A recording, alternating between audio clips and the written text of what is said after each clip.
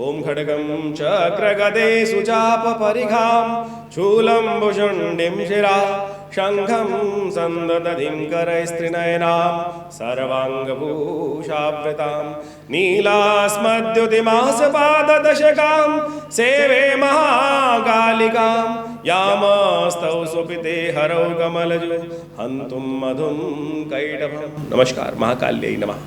नमस्कार, आप सबका स्वागत है इस कार्यक्रम में। मैं आचार्य डॉक्टर विक्रमादित्य हमारे इस चैनल आचार्य वाणी में आपका स्वागत करता हूँ। नवरात्र चल रहे हैं, अप्रैल का मध्यकाल आ गया है और ऐसे में माँ भगवती दुर्गा की आराधना करने की सुंदर अवसर है।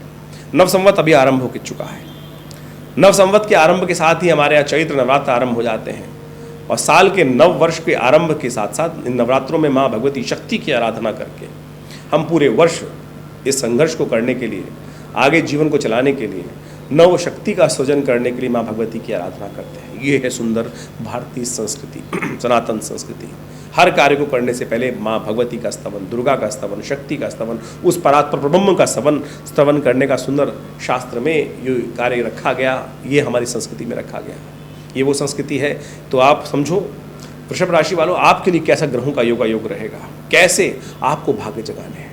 अप्रैल का मध्यकाल क्या सूचना लेकर आया है। ओवरऑल तो ग्रह बड़े अच्छे दिखाई देते हैं आपके लिए। यदि आप कुछ खास बातों का ध्यान रख लें तो ये समस्या आप समय जो है आपके लिए, ये संवत्ति कहूँगा, आपके लिए बहुत महत्वपूर्ण बनकर आ रहा है। वृषभ राशि वालों, जो पिछला वर्ष गया उसमें कई प्रकार की समस्याएं रहीं, वो हमें सब पता है, लेकिन ये वर्ष आपके लिए बहुत सुंदर है। हमने एक वीडियो बनाया था, उसमें आपको एक नई सूचना देने का प्रयास किया था। तो अब ये नव वर्ष का संवत जो आरंभ हुआ है, अप्रैल के मध्यकाल में वृषभ राशि वालों के लिए क्या कुछ ग्रहों की योजना लेकर आ रहा है, वो भी आपको समझ लेना चाहिए। कुछ मामलों में सावधान रहना है और कुछ मामलों में विशेष तौर पर यदि समझ के आप चले तो ध्यान रखिएगा। सूर्य परिवर्तन की तरफ जाएंगे। इसमें सूर्य राहु की युति चल रही थी, जो वो कहीं ना कहीं आपके लिए कुछ क्षेत्रों में कष्ट दे रही थी, लेकिन अब जो सूर्य परिवर्तन होकर आपके 12वें भाव में जा रहे हैं, वो बड़ा महत्वपूर्ण है आपके लिए।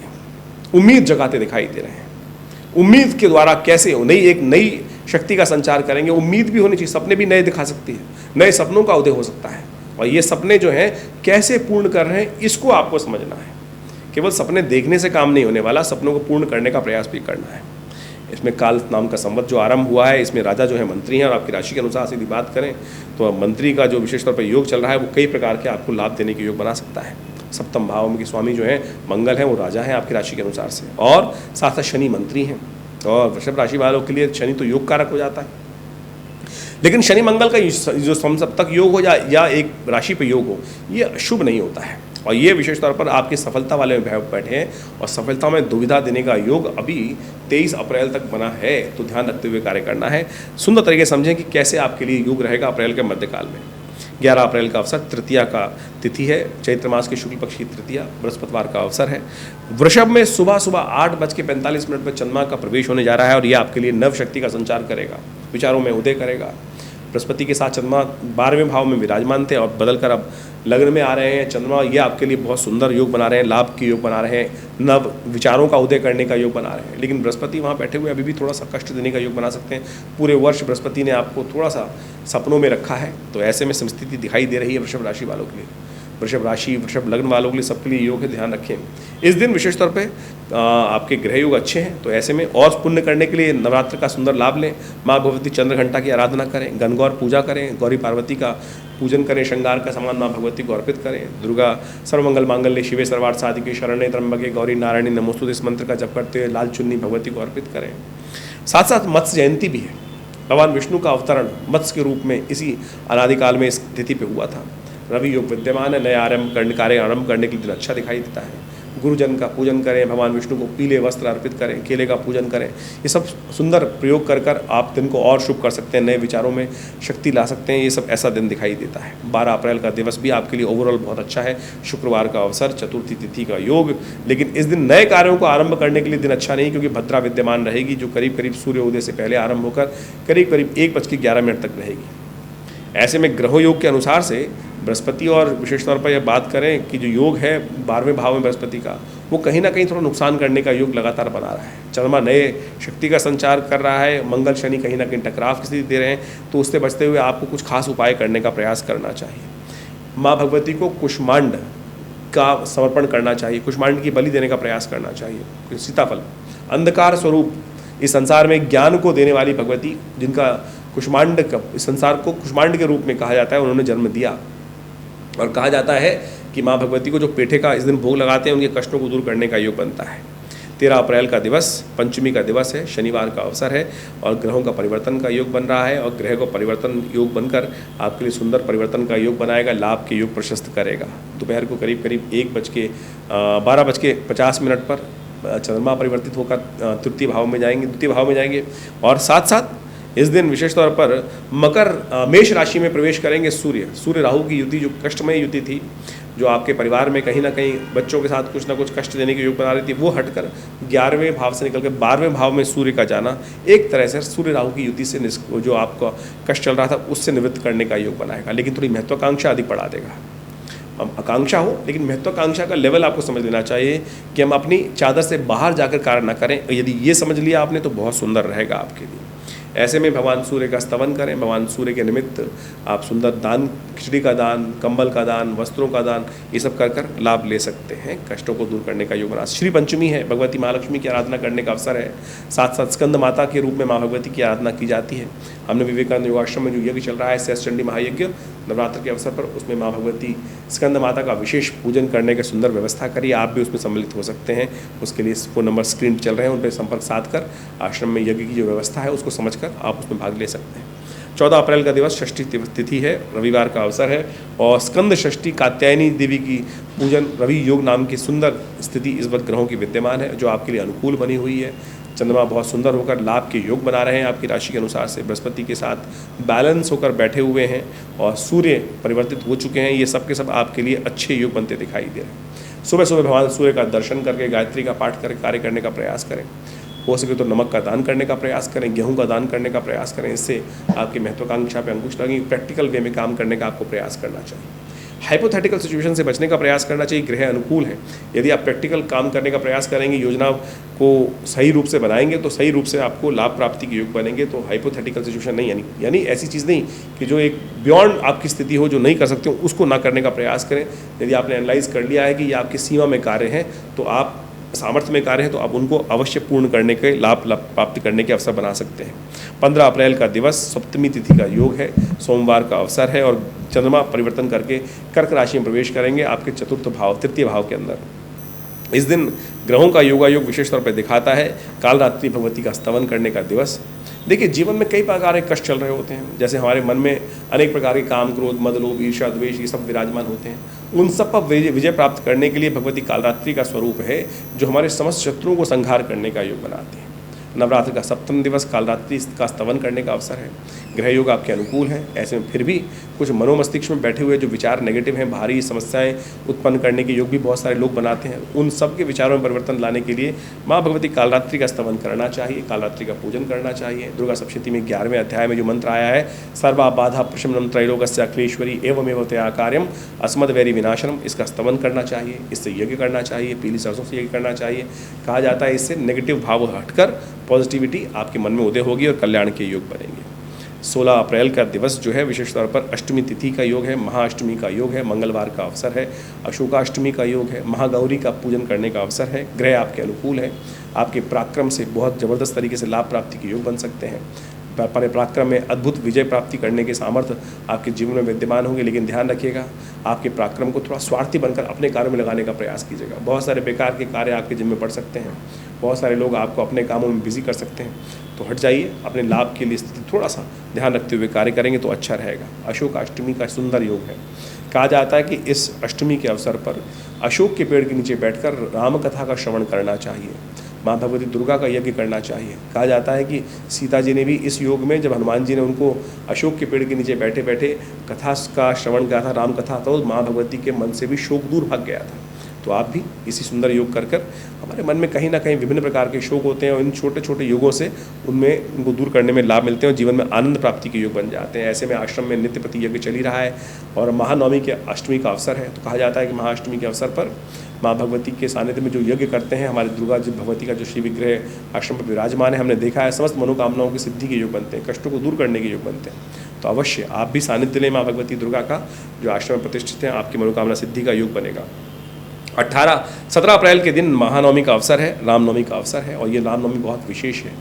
और ऐसे में महानवमी का सुंदर अवसर जो बन रहा है आपकी राशि के अनुसार से, सुंदर लाभ का अवसर, पराक्रम को बढ़ाने का अवसर, हिम्मत को बढ़ाने का अवसर सुंदर तरीके से व्याप्त हो रहा है। लाभ के अवसर प्रशस्त होंगे आपके लिए, लेकिन शनि मंगल के टकराव से सावधान रहते हुए कार्य करने का प्रयास कीजिएगा। अन्य श्री के मंगल क्लैश बढ़ा सकता है, तो उसके निमित्त कुछ उपाय करें। हनुमान जी का स्तवन करें, दुर्गा सप्तशती का यज्ञ करें।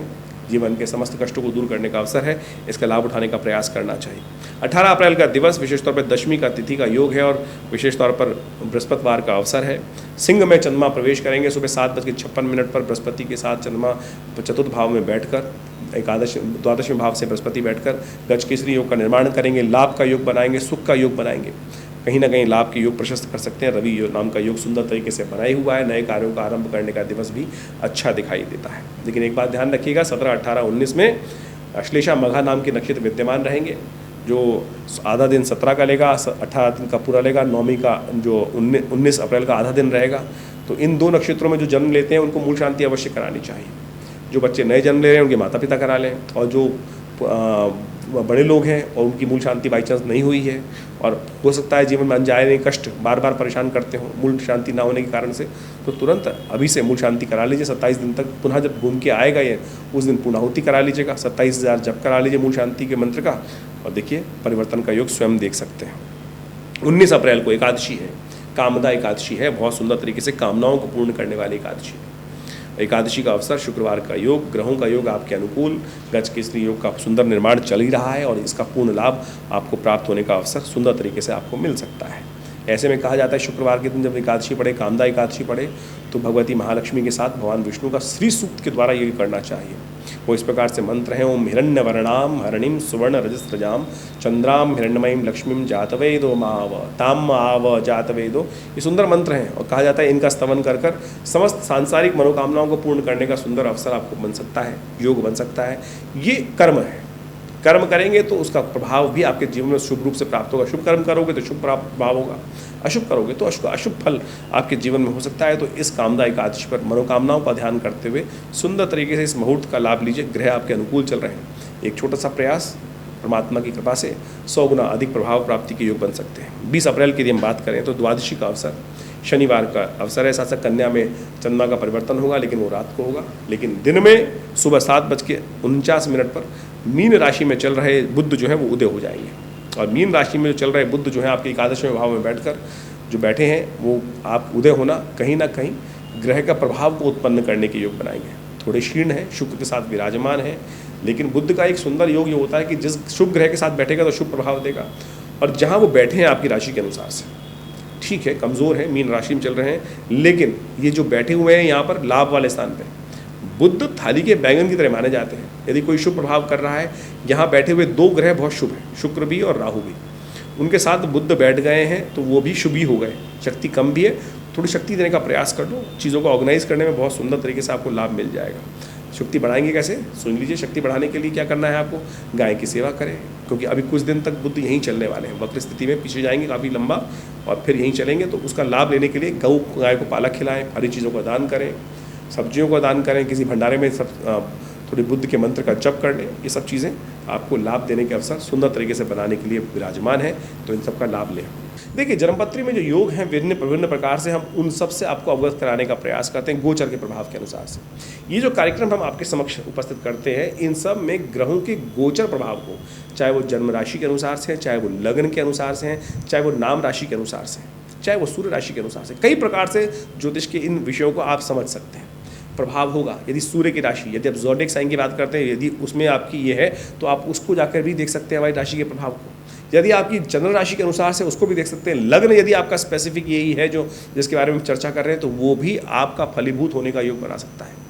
और तो इन सब पद्धतियों से आप हमारे इस राशि फल को गोचर के दृष्टिकोण से देख सकते हैं। लेकिन गोचर तो एक प्रभाव है और वो बहुत प्रत्यक्ष भी है, लेकिन मूल सिद्धांत किस प्रकार का है, आप अपने जीवन में कौन से स्तर पर हैं, पहली पैड़ी पर है, 10वीं पैड़ी पर है, 100वीं पैड़ी पर है, 1000वीं पैड़ी पर है, 1,00,000वीं पैड़ी पर है, तो उसके अनुसार से प्रभाव होगा।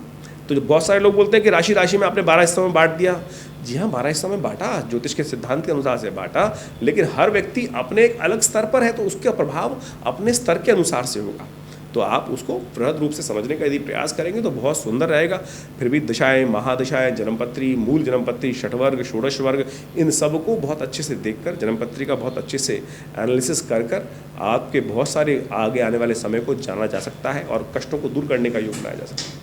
ये हमारा संस्थान बहुत सारे कार्य इस प्रकार से लगातार कर रहा है। भारतीय योग विज्ञान के संबंध में, पराविद्याओं के संबंध में यह आश्रम करीब पिछले 60-70 सालों से लगातार योग, प्राकृतिक चिकित्सा, भारतीय पराविद्याओं में, ज्योतिष के क्षेत्र में कार्य करता है हमारा आश्रम। ये संस्थान दिल्ली में जमुना पार में स्थित है, विवेकानंद योग आश्रम। हमारे पिता आचार्य श्री केशव देव जी महाराज के सानिध्य में करीब 1960 के दशक में ये कार्यक्रम या संस्थान की स्थापना की गई। एक 100 बेड का पूरा योग, प्राकृतिक चिकित्सा, आयुर्वेद का हॉस्पिटल जो भारत सरकार के पैनल पर भी है और विभिन्न बीमारियों में बहुत सुंदर तरीके से जनता के लिए लाभ का कार्य कर रहा है। कमर दर्द में, डायबिटीज़ में, शुगर में, किडनी के डिसऑर्डर्स में, कई प्रकार की समस्याओं को ठीक करने के लिए हॉस्पिटल लगातार कार्य कर रहा है और भारत सरकार के साथ मिलकर भी कार्य कर रहा है। दिल्ली गवर्नमेंट, भारत सरकार, तो बहुत सारे विभिन्न सरकार के पैनल्स पर भी है और उन सब भी आप लाभ ले सकते हैं। इसके अलावा भारतीय पराविद्याओं के संबंध में, यज्ञ विज्ञान के संबंध में, मुद्राओं के संबंध में आपने देखा होगा कि ये विभिन्न मुद्राएं जो है वो हमारे आश्रम के द्वारा ही इस पूरे विश्व में पहुंचाई गई हैं। आज जो भी लोग हैं हमारी इन मुद्राओं के द्वारा, चाहे वो हृदय रोग की ये मुद्रा है, 3 सेकंड में मृत संजीवनी मुद्रा फर्स्ट एड देने का काम करती है हार्ट अटैक के पेशेंट्स में। जबरदस्त मुद्रा है ये। मेरे पिता आचार्य श्री केशव देव जी की अपनी खोज है। गुस्सा आ रहा है, मन शांत नहीं हो रहा है, ये ज्ञान मुद्रा, पहली मुद्रा ऐसी है कि बिल्कुल हल्का स्लाइटली टच लेकर हाथ ऐसे रख लें, जेब में रख लें, बिल्कुल किसी और दवाई की ज़रूरत नहीं पड़ेगी। कान में दर्द है तो ये शून्य मुद्रा, आपको यूरिन संबंधी समस्या हो रही है, कॉन्स्टिपेशन की समस्या हो रही है तो अपान मुद्रा, ये ऐसी अद्भुत मुद्रा है। और तो और आपके ग्रह प्रभावों को ठीक करने के लिए, यदि बृहस्पति आपका कमज़ोर है तो आप इस ज्ञान मुद्रा का अभ्यास करके अपने बृहस्पति को, नहीं आवश्यकता आपको किसी नग की, नहीं आवश्यकता किसी और चीज़ की, इसको आप मुद्रा कर आप उसका लाभ ले सकते हैं। शनि आपका यदि अनुकूल नहीं चल रहा है, शनि के कष्ट चल रहे हैं, तो आप इस मुद्रा का अभ्यास कर शनि के दोषों को दूर कर सकते हैं। ये अद्भुत प्रयोग हमने बहुत सुंदर तरीके से मुद्राओं के द्वारा भी, ये पराविद्या का भाग है। यज्ञ विज्ञान के ऊपर, मंत्र विज्ञान के ऊपर बहुत सारी 50 पुस्तकें आश्रम से प्रकाशित की गई हैं। आप सब उन सब का अध्ययन कर आश्रम के साथ जुड़ सकते हैं। और वैसे तो आश्रम पे नित्य प्रति 8 घंटे यज्ञ होता ही है। आप सब लोग हर रविवार को उस यज्ञ में पधार सकते हैं। अभी नवरात्र का यज्ञ विशेष तौर पर चल ही रहा है, जो पूरे 9 दिन तक सहस चंडी के रूप में यज्ञ विद्यमान रहेगा। माँ भगवती का सुंदर यज्ञ, माँ भगवती का सुंदर शिव विग्रह जो मुल्तान से, पीताम्बरा भगवती का ये श्री विग्रह हमारे आश्रम पर पधारा, एक व्यक्ति लेके आए वहाँ से ट्रंक में बंद करके 1947 में, और हमारा सौभाग्य है कि वो आज हमारे मंदिर में, आश्रम में भगवती का श्री विग्रह प्रतिष्ठित है। चमत्कारी श्री विग्रह है और उन्हीं के सानिध्य में ये नवरात्र का सहस्त्र चंडी महायज्ञ पिछले अनेक वर्षों से सुंदर तरीके से सब लोग के साथ सम्मिलित प्रयास से किया जाता है। आप भी उसमें सम्मिलित हो सकते हैं। उसकी पूरी विधि आप फ़ोन नंबर्स पे जान सकते हैं। और इस प्रकार के सुंदर कार्य आश्रम पे लगातार चलते रहते हैं। गौशाला का, गौ सेवा का सुंदर कार्य किया जाता है। लगातार महीने में कम से कम 10 से 15 भंडारे जनमानस के लिए व्यवस्था की जाती है। हॉस्पिटल आपको बताया ही चल रहा है।